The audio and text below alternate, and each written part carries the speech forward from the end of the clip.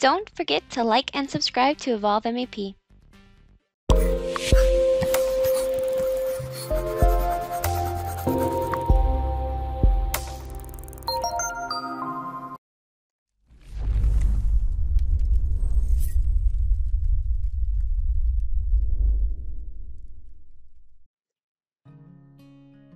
Hello, this is Amber with Evolve MEP.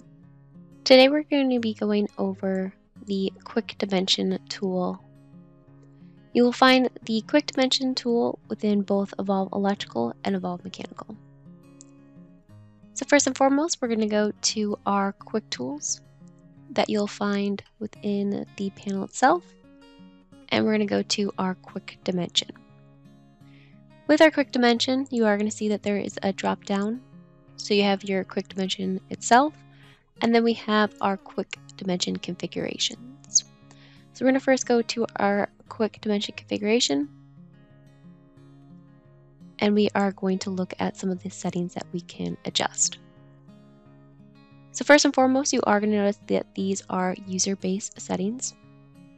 You can always export and import them in if you want to share your set standards. You're going to see the first option is going to choose the family itself, and then we can choose our type. These are going to be just pulling in from whatever is within the project itself. Next, we have your dimension method. You have center to center, edge to edge, and center to edge. So depending on what you're looking for, you can specify it here. Next, we have our options. We have our select element edges, which are great for if you're trying to select, let's say, your hangers to dimension off of. Next, we have select linked model, which is great if you have, let's say, a grid within a linked model that you're wanting to dimension off of. And then we have your prompt for handle position, where that is where you're able to identify where you want the dimensions to be placed. You do have a max element that you are able to select, and that is set at 100 by default.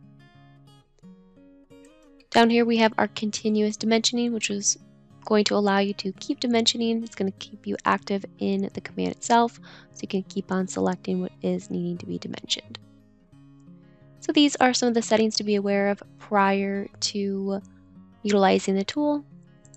I'm going to come in here and check all three of my options just so y'all can see what will happen when these are all selected. At this point I can hit OK, and now I can run my Quick Dimension.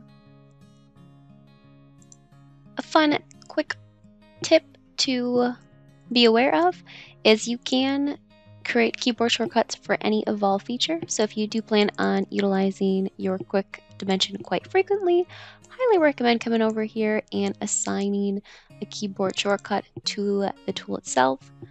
So then at that point, when you specify your keyboard shortcut, it will activate the command itself.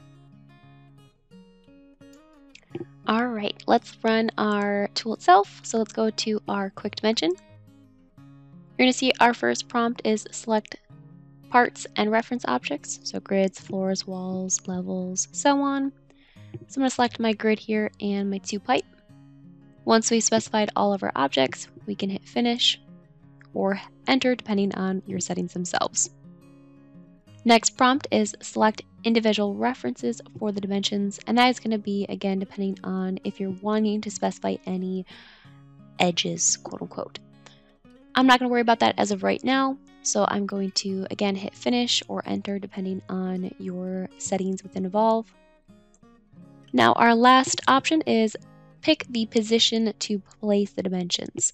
So I'm going to select right here, and at that point now we have our dimensions placed. Let's do that again with some conduit here now. So Quick Dimension, specify our objects, specify the individual edges, so I can come in here and specify that I also want to evaluate the hangers. Pick a position where we want the dimensions to be placed. And now we have some dimensions. So that is today's video on quick dimension. If you have any questions or want to see more, please visit our website and request a demo. Thank you.